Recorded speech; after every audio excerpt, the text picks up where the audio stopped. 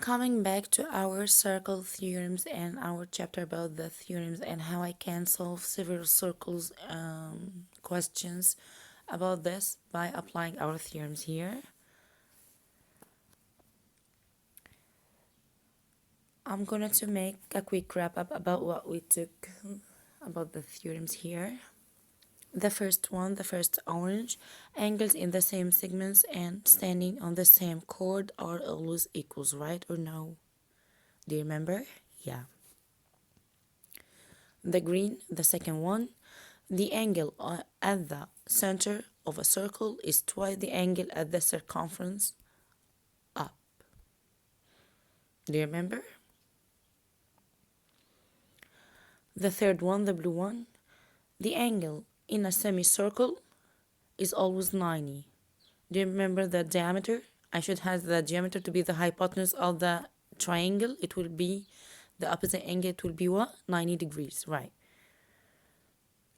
The pink one, the fourth one here, any quadratic shape inside the circle, the opposite angle of it, the sum of them will be up to 180. So here, the red angles, the sum of red angles equals 180 and the sum of green angles equals 182. Coming to the sixth one, the red one here, the chord. If I have any chord and there is here a perpendicular from the center, it will be bisect the chord to equal two pieces.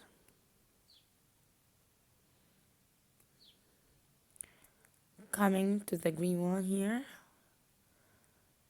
the angle between the tangent and the origins is always equals 90 degrees.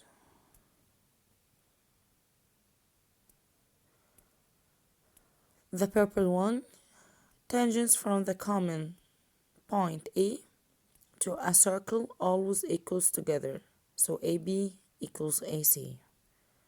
But under one condition, moving from one point. And the last one here, the angle between the tangent and the side of the triangle is equal to the interior opposite. Alternate the interior opposite angle.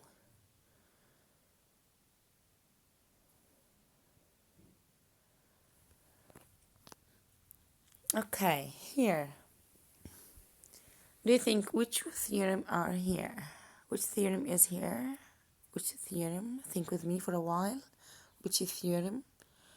Yeah, alternate, right? So here, if the angle between a tangent and a chord is equal to the angle in the alternate segment, the opposite of the interior angle, right? So the green one here are equals, and the yellow one, yes, the yellow ones are equals to. Let's solve this example together. Here, I wanted to get x in z and y. What I should do? First of all, what I have here, I have here diameter. So, yes, the opposite angle of the diameter, y equals 90 degrees as we agreed, right? Right triangle. Okay. So I have here 30 and y and z, the sum of angles. So angles in a triangle add up to 180, right? So I can get z as the z equals 180 minus 30 minus 90 equals 60 degrees. And finally, using alternate segment theorem, as x equals z because of opposite of interior angle, right? So x equals z equals 60 degrees. You get this? Again, for the last step here to get x. As here, a tangent, and I have here this angle and the alternate angle as the opposite of interior. So the opposite of interior to x is, yes, z. So it will be equals together. So x equals z equals 60 degrees.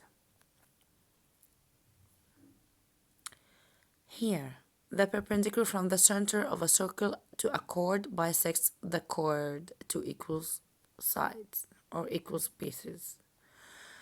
Here, a circle has a radius of 5 centimeters. The chord EF is 7 centimeters. How far is the midpoint of the chord?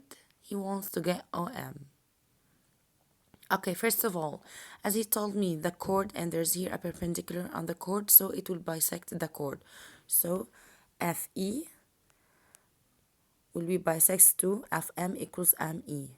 As FE equals 7, so FM equals ME equals 3.5. This small part equals this small part equals half of FE. Then I will have like this triangle. I have FM equals 3.5 and FO is given 5 centimeters, so I can get OM by Pythagoras theorem as it's a right triangle, right? So OF squared, the hypotenuse, equals FM squared plus OM squared, the legs squared, right? Then substitute and simplify to get OM equals 3.6.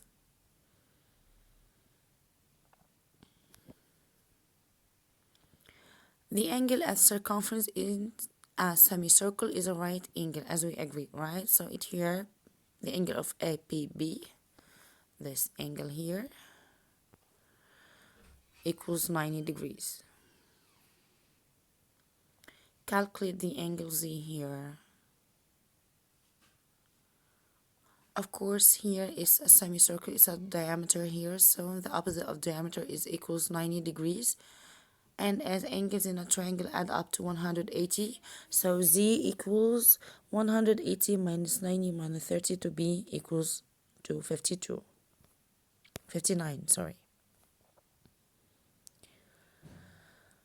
The opposite angle in a cyclic quadrilateral add up to 180. Yes, so the opposite angle in the quadratic will up to 180, right? So A plus C equals 180 and D plus B equals 180.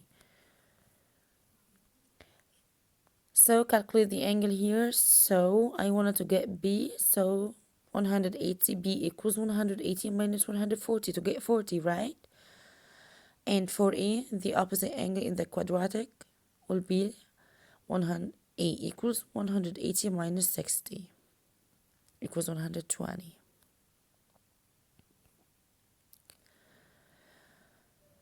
The angle at the circumference subtended by the same arc are equals